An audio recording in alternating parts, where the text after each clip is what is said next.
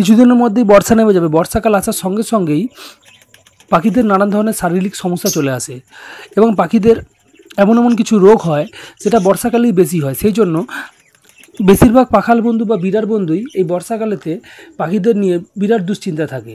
তো আজকে আপনাদের সঙ্গে এমন কিছু টিপস নিয়ে আলোচনা করব, যে টিপসগুলো যদি আপনারা ফলো করেন বা যে জিনিসগুলো আজকে আমি আপনাদের সঙ্গে আলোচনা করব সেইগুলো যদি আপনারা পুঙ্খানুপুঙ্খভাবে পালন করেন, তাহলে বর্ষাকালে আপনাদের পাখিগুলো ভালো থাকবে, পাখিদের কোনো সমস্যা হবে না এবং পাখিরা এক্সপায়ার করবে না, এবং পাখিরা যাতে এই বর্ষা কাটার পরেতেই যখন শীত চলে আসবে সেই শীতেতে যাতে ভালোভাবে ব্রিড করতে পারে সেই বিষয় নিয়ে একেবারে বিস্তারিতভাবে আলোচনা করব। আজকের ভিডিওটি প্রথম থেকে শেষ পর্যন্ত দেখবেন, তাহলে A to Z এই বর্ষাকাল থেকে শুরু করে ব্রিডিং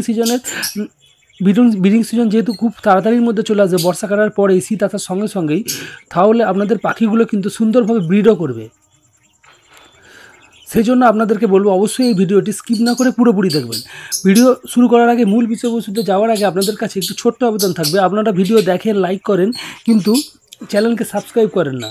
তো আজকে আপনাদেরকে একান্তভাবে অনুরোধ করব, অবশ্যই আমার চ্যানেলটিকে সাবস্ক্রাইব করে এবং পাশে থাকা বেল আইকনটি টিপে দিন, যাতে ভিডিও আপলোড হওয়ার সঙ্গে সঙ্গে আপনাদের ফোনেতে সেই ভিডিও নোটিফিকেশান পৌঁছে যায়। কারণ আমি পাখি বিষয়ক সকল ধরনের ভিডিও নিয়মিতভাবে এবং আপলোড করে থাকি। তো পাখি সংক্রান্ত সকল ধরনের ভিডিও পেতে অবশ্যই চ্যানেলকে সাবস্ক্রাইব করবেন। মূল বিষয়বস্তুতে যাওয়া যাক। আজকে আপনাদের সঙ্গে কিছু এমন পয়েন্ট আজকে তুলে ধরবো যাতে বর্ষাকালেতে পাখিগুলোর কোনো ধরনের সমস্যা না হয় এবং বর্ষা কাটার সঙ্গে সঙ্গে ব্রিডিং সিজনে তো আপনারা সুন্দরভাবে ব্রিড পান। সবথেকে বড় সমস্যা হচ্ছে যেটা গরমকাল চলে যাওয়ার সঙ্গে সঙ্গে যখন বর্ষাকাল চলে আসে বা যখন বর্ষা নামে, তখন হঠাৎ করে টেম্পারেচার অনেকটা ডাউন হয়ে যায় এবং তার সঙ্গে সঙ্গে বাতাসে, যেহেতু বর্ষাকাল সেই সময়তে বাতাসে জলীয় বাষ্পের পরিমাণ বেশি হয়, ময়েশ্চার বেশি হয়, হিউমিডিটি লেভেলটা অনেকটা বেড়ে যায়। সেই জন্য কী হয়, পাখি থেকে শুরু করে মানুষের সকলেরই একটি এই ওয়েদার চেঞ্জের সময়তে নানান ধরনের শারীরিক ইস্যু চলে আসে। ঠান্ডা লাগা থেকে শুরু করে ডায়রিয়া, লুজ মোশন, এই ধরনের সমস্যা যেমন মানুষের হয় সেইভাবেই পাখিদেরও হয়। কারণ এই সময়তে যেহেতু বাতাসে জলীয় বাষ্পের পরিমাণ বেশি থাকে, হিউমিডিটি লেভেল অনেকটা বেশি হয়, তো এই সময়েতে ব্যাকটেরিয়া, ফাঙ্গাস এবং ভাইরাসের বংশবিস্তার কিন্তু খুব দ্রুত হয়। ফলে কী হয়, যে কোনো রোগ সহজে ছড়িয়ে পড়ে। তো সেই জন্য আপনাদেরকে আজকে আমি পরপর কয়েকটি টিপস আমি বলবো, সেই টিপসগুলো যদি আপনারা ঠিকঠাকভাবে ফলো করেন এবং যে জিনিসগুলো বলবো সেইগুলোকে যদি আপনারা পুঙ্খানুপুঙ্খভাবে মেনে চলেন, তাহলে আপনাদের পাখিগুলো ভালো থাকবে। এক নম্বর যে জিনিসটি হচ্ছে সেটা হচ্ছে পাখিদেরকে যে আপনারা এই গরমকাল চলাকালীন পাখিদেরকে স্প্রে করে স্নান করাতেন বা গোসল করাতেন, সেই করানোটা একেবারে আপনাদেরকে বন্ধ করে দিতে হবে। এই সময়তে যেহেতু বর্ষাকাল এসে যাচ্ছে, বর্ষাকাল এসে গেলে আপনারা এই বর্ষাকালেতে কোনোভাবেই পাখিকে স্নান করাবেন না। তার সঙ্গে সঙ্গে 2 নম্বর যে পয়েন্ট, আপনাদের পাখিরা যদি আউটডোরেতে এভিয়ারি হয়, আপনার সেট আপ যদি আউটডোরে হয় এবং রুফটপে মানে হচ্ছে ছাদে যদি আপনাদের পাখির সেট আপ হয় বা এভিয়ারি হয়, তাহলে আপনাদেরকে পুরো আপনাদের সেট আপটিকে বা পুরো এভিয়ারি থেকে পলিথিন পেপার দিয়ে একেবারে কভার আপ করে দিতে হবে। কারণ এই সময়তে পাখিদের শরীরেতে কোনোভাবেই যেন বৃষ্টির জল না যায়, কারণ বৃষ্টির জল প্রচণ্ড ঠান্ডা হয় এবং বৃষ্টির জলে যদি পাখিরা স্নান করে ফেলে বা পাখিরা ভিজে যায়, তাহলে পাখিদের ঠান্ডা লাগা থেকে শুরু করে নানান ধরনের সমস্যা চলে আসতে পারে। 3 নম্বর যে সমস্যাটার কথা আমি আপনাকে বলবো সেটা হচ্ছে, অনেক পাখাল বন্ধু কী করে বা অনেক বিড়ার বন্ধু কী করে, তারা ভাবে যে বৃষ্টির জল খুব পরিশুদ্ধ জল, সেই জন্য তারা কী করে, সেই বৃষ্টির জলকে আটকে রেখে বা ধরে সে পাখিদেরকে খেতে দেন। এই ভুলটি করলে চলবে না, কারণ বৃষ্টির জল একেবারে পুরোপুরি পরিশুদ্ধ কখনোই হয় না। বৃষ্টির জল পাখিদেরকে একদমই খেতে দেবেন না। আপনারা নর্মাল যে সমস্ত জল হয় সে সমস্ত জল আপনারা খান, সেই জলই পাখিদেরকে আপনারা প্রোভাইড করবেন। এই ভুল একদমই আপনাদেরকে করা যাবে না।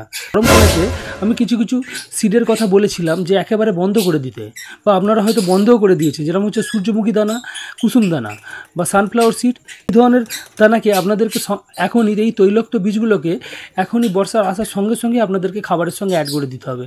কারণ কিছুদিন পরে ব্রিডিং সিজন আসছে, পাখিদেরকে হিটে আনতে হবে এবং তার সঙ্গে সঙ্গে পাখিদের থেকে ব্রিড নিতে গেলে পাখিদেরকে যেমন হিটে আনতে হয়, তার সঙ্গে সঙ্গে এই বর্ষাকালে যেহেতু টেম্পারেচার অনেকটা ডাউন হয়ে যায় এবং বাতাসে জলীয় বাষ্পের পরিমাণ বেশি থাকে বা হিউমিডিটি লেভেল অনেকটা বেশি হয়, তো সেই জন্য পাখিদের শরীরকে যে কোনোভাবে যাতে ঠান্ডা না লাগে, সেই জন্য আপনাদেরকে এই তৈলাক্ত বীজগুলোকে আবার শুরু করে দিতে হবে।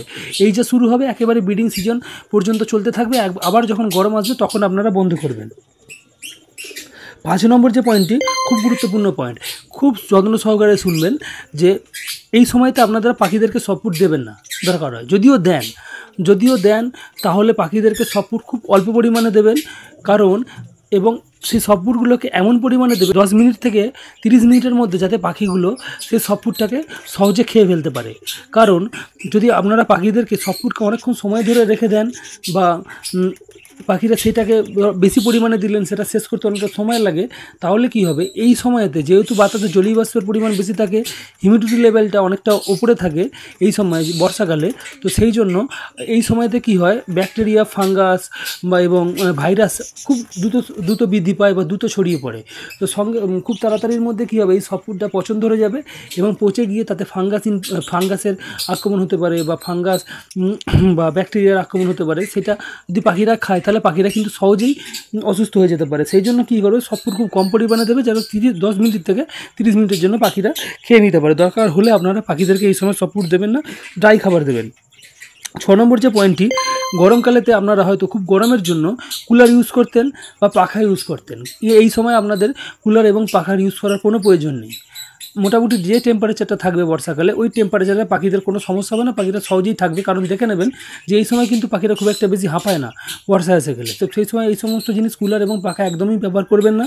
যদি আপনারা এসি ইউজ করেন, এসি ইউজ করতে পারেন, এসিতে কোনো সমস্যা হবে না। 7 নম্বর যে জিনিসটা আপনাদের সঙ্গে আলোচনা করব, সেটা হচ্ছে খুবই গুরুত্বপূর্ণ। এই সময় যেহেতু টেম্পারেচার লেভেলটা অনেকটা ডাউন হয়ে যায়, ঠান্ডা চলে আসে বা একটু ঠান্ডা মতো পড়ে যায়, যখন বৃষ্টি হবে যেদিনকে প্রচণ্ড পরিমাণে বা নিম্নচাপ যদি হয়ে যায় বর্ষাকালে, তো তখন একটা একটু ওয়েদারটা ঠান্ডা হয়ে যায়, ফলে কি হয়, পাখিদের ঠান্ডা লেগে যেতে পারে। তো আপনারা সেই সময়তে বৃষ্টি চলবে, বর্ষাকালেতে বৃষ্টি হবে 2-1 দিন ধরে, সেই সময় তো অবশ্যই পাখিদেরকে তুলসী পাতা প্রোভাইড করবেন। এবং তার সঙ্গে আপনারা যেটা করবেন, তুলসী পাতা প্রোভাইড করবেন, তখন একদিন ছাড়া পাখিদেরকে তুলসী পাতা দিয়ে দেবেন, কোনো রিস্ক নেওয়ার দরকার নেই, কোনো সমস্যা নেই। এবং তার সঙ্গে আপনারা আরেকটা জিনিস করতে পারেন, পাখিদেরকে আদা ফুটানো জল 2 কাপ জল নেবেন এবং 1 ইঞ্চি মতো একটু আদার গাঁট নেবেন বা আদাকে কেটে নেবেন, সেটাকে ভালো করে থেঁতলে নিয়ে ওই জলেতে দিয়ে 2 কাপ জলেতে দিয়ে ফোটাতে থাকবেন। যেটা এখন যখন 1 কাপ হয়ে যাবে, সেই 1 কাপ জলটিকে অল্প পরিমাণ করে পাখিদের জলের সঙ্গে মিশিয়ে পাখিদেরকে প্রোভাইড করবেন। যদি এটাকে আপনারা সপ্তাহে 2 দিন দেন, কোনো সমস্যা নেই, এই বর্ষাকাল থেকে আপনারা দিতে পারেন। তাতে পাখিদের শরীর হিট থাকবে, পাখিদের সহজে ঠান্ডা লাগবে না। এবং যদি পাখিদের ঠান্ডা লেগেও যায়, তাহলে কিন্তু ঠান্ডা লাগার সমস্যাটা অনেকটা কেটে যাবে। এবং তুলসী পাতা পাখিদেরকে যদি আপনারা প্রোভাইড করেন, তুলসী পাতা কিন্তু পাখিদেরকে হিটে নিয়ে আসে ব্রিডিং সিজনেতে। যেহেতু ব্রিডিং সিজন আসবে খুব তাড়াতাড়ির মধ্যে, তখন কিন্তু যখন এটা কন্টিনিউ থাকবে, পাখিরা কিন্তু খুব দ্রুত ব্রিডিং মুডে চলে আসবে।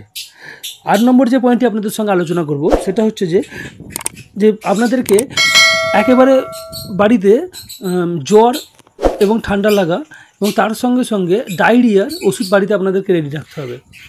আমি বলবো, যদি প্রথম থেকেই আপনাদেরকে বলে দিই যে আপনারা সবসময় হোমিওপ্যাথি ওষুধের ওপরই নির্ভর করবেন।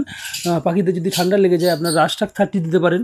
এবং পাখিদের যদি ডায়রিয়া হয়, আপনারা নাস ভূমিকা 30 দিতে পারেন বা কার্বোভেজ 30 দিতে পারেন। কোনো ধরনের সমস্যা, এই ধরনের ওষুধ আপনারা ইউজ করবেন। খুব হোমিওপ্যাথি ওষুধটা আপনারা ইউজ করতে পারবেন, কিন্তু যখন বাড়াবাড়ি হবে কিন্তু তো আপনাদেরকে অ্যালোপ্যাথি দিতে হবে।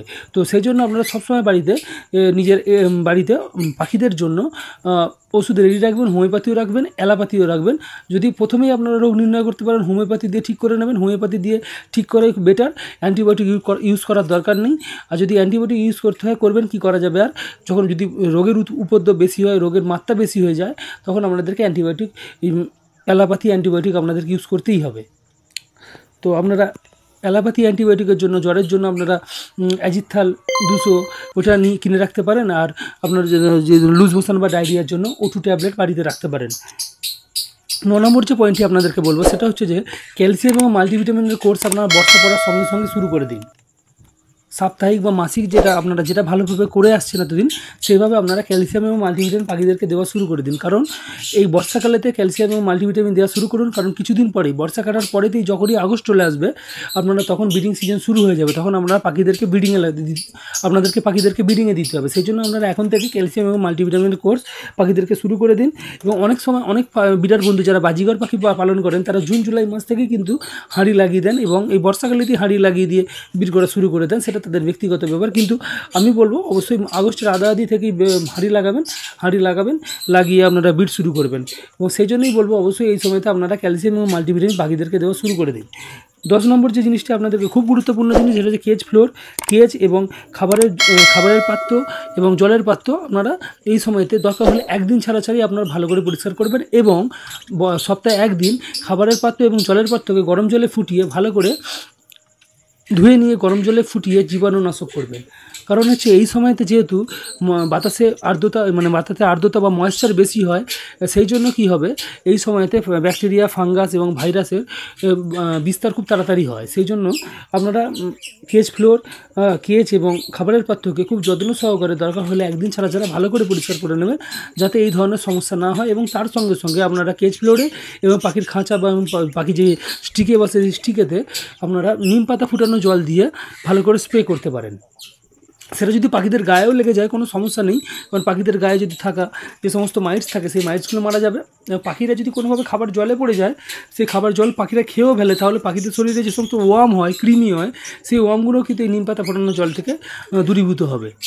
তো কোনো সমস্যা নেই, আপনারা নিম পাতা জল ইউজ করে আপনারা কেজ এবং কেজ ফ্লোরকে ভালো করে পরিষ্কার করতে পারেন। তার সঙ্গে সঙ্গে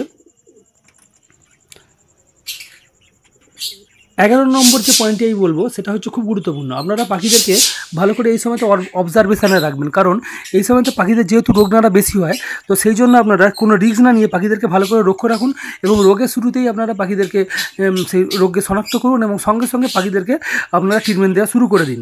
তাহলে কী হবে, পাখিটা এক্সপায়ার এবং মারা যাওয়ার যে চান্সটা অনেকটা কমে যাবে।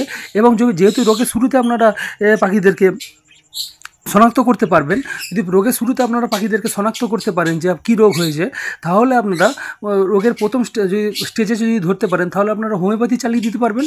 হোমিওপ্যাথি চালিয়ে দিলে কী হবে, আপনাদের ব্রিডিংয়ে কোনো ইস্যু আসবে না। কিন্তু যদি পাখিদের রোগ অনেকটা পুরনো হয়ে যায়, যদি অ্যান্টিবায়োটিক ব্যবহার করেন, তাহলে কিন্তু ব্রিডিংয়ে ইস্যু চলে আসে। কারণ অ্যান্টিবায়োটিক চালানো পাখিকে, অ্যান্টিবায়োটিক দ্বারা সুস্থ করা পাখিকে আপনারা কিন্তু সঙ্গে সঙ্গে ব্রিডে দিতে পারবেন না, বা অ্যান্টিবায়োটিক চালানো পাখিরা কিন্তু ভালো ব্রিডিং রেজাল্ট যায় না। যে সমস্ত মেল পাখিকে আপনারা অ্যান্টিবায়োটিক চালাবেন, সেই অ্যান্টিবায়োটিক চালানো মেল পাখি কিন্তু যে সমস্ত মেল পাখির দ্বারা যে সমস্ত এগ লে হবে ক্রস করে, সেই এগগুলো কিন্তু বেশিরভাগ সময় কী হয়, ফার্টাইল হয় না, ইনফার্টাইল এগ লে করে হচ্ছে সেই মেল পাখি যদি অ্যান্টিবায়োটিক চালানো মেল পাখি দ্বারা ক্রস দ্বারা উৎপন্ন ডিমগুলো। তো সেই জন্য আপনাদেরকে কী করতে হবে, রোগের যদি প্রথম স্টেজে আপনারা ধরে ফেলতে পারেন ভালো করে লক্ষ্য নজর করে পাখিগুলোকে, তাহলে কিন্তু আপনাদেরকে হোমিওপ্যাথি দ্বারাই পাখিগুলো সুস্থ হয়ে যাবে, আপনাদের কোনো সমস্যা নেই। আর যদি আপনারা অনেকটা পুরনো হয়ে যায়, তাহলে কিন্তু আপনাদেরকে অ্যালোপ্যাথি ইউজ করতে হবে। আর আপনাদেরকে আরেকটা কথা আমি বলবো, যেটা হচ্ছে যে আমার চ্যানেলেতে একটা হোম রেমেডি, মানে পাখির নানান ধরনের যে সমস্ত রোগ হয় সেইগুলো যাতে সুস্থ ঠিক করার জন্য কিছু কিছু হোম রেমেডি হয়, সেই হোম রেমেডি নিয়ে আমি কিছু প্রাকৃতিক জিনিস নিয়ে আমি একটা ভিডিও আমার চ্যানেলেতে আছে, আমি সেটা এন্ড স্ক্রিনে এবং ডেসক্রিপশন বক্সে তার লিঙ্ক দিয়ে দেবো, আপনারা দেখে নেবেন নিজের দায়িত্বে। আপনারা হোমিওপ্যাথি, অ্যালোপ্যাথি বাদ দিয়েও এই হোম রেমেডি ইউজ করে পাখিদেরকে সুস্থ করতে পারবেন, আশা রাখবো। তো আজকে আপনাদের সঙ্গে যে বিষয়টা আলোচনা করলাম আমরা বুঝতে পারলেন, কিন্তু আরেকটা কথা আমি বলে যাবো, যেটা হচ্ছে অ্যান্টিবায়োটিক ইউজ করলে অবশ্যই আপনারা প্রোবায়োটিক ইউজ করবেন। প্রোবায়োটিক ইউজ করলে পাখিদের ইমিউনো পাওয়ারটা অনেকটা বুস্ট আপ হয়। আর যদি অ্যান্টিবায়োটিক নাও ইউজ করেন, এই বর্ষাকালেতে আপনারা দরকার পড়লে মাসে 1 দিন কি 2 দিন বিপিলেক প্রোবায়োটিক পাখিদেরকে দেবেন, তাহলে কী হবে, পাখিদের ইমিউনো পাওয়ার বুস্ট আপ থাকবে। আর তার সঙ্গে আরেকটা কথা বলে দিই, যারা ফিঞ্চ পাখির ব্রিডার তাদেরা খুব যত্ন সহকারে ফিঞ্চ পাখিকে রাখবেন, কারণ অল্প ঠান্ডা লেগে গেলে কিন্তু ফিঞ্চ পাখি এক্সপায়ার হয়ে যায়। ফিঞ্চ পাখিকে খুব যত্ন সহকারে আপনাদেরকে এই সময় রাখতে হবে। আর ফিঞ্চ পাখির গায়ে কোনোভাবে যে বৃষ্টির জল না লাগে, এইটা আপনাদেরকে সবসময় এনশিওর করতে হবে। ফিঞ্চ পাখি কিন্তু অল্প ঠান্ডা লেগে গেলেই কিন্তু এক্সপায়ার করে যায়, মারা যায়। তো আজকে আপনাদের সঙ্গে যে বিষয়টি আলোচনা করলাম, যে এই বর্ষাকালেতে আপনাদেরকে কী করতে হবে পাখিগুলোকে ভালো রাখার জন্য, এবং কী করলে এই বর্ষাকাল কাটার পরেতেই যে ব্রিডিং সিজন আসবে, সেই ব্রিডিং সিজনে তো সুন্দরভাবে ব্রিড নিতে পারবেন। তাহলে আজকের এই ভিডিও থেকে যদি আপনাদের কোনো উপকার হয়, অবশ্যই আমার চ্যানেলটিকে সাবস্ক্রাইব করবেন। আর ভিডিও থেকে যদি কোনো উপকার পান, তাহলে অবশ্যই আপনার বন্ধুবান্ধব থেকে ভিডিওটিকে শেয়ার করুন, যাতে তাদেরও কিছু উপকার হয়। আর ভিডিও ভালো লাগলে অবশ্যই একটি লাইক করবেন। আজকের মতো বিদায় নিচ্ছি, পরবর্তী কোনো একটি দিনে নতুন কোনো টপিক নিয়ে অবশ্যই দেখা হবে। ধন্যবাদ।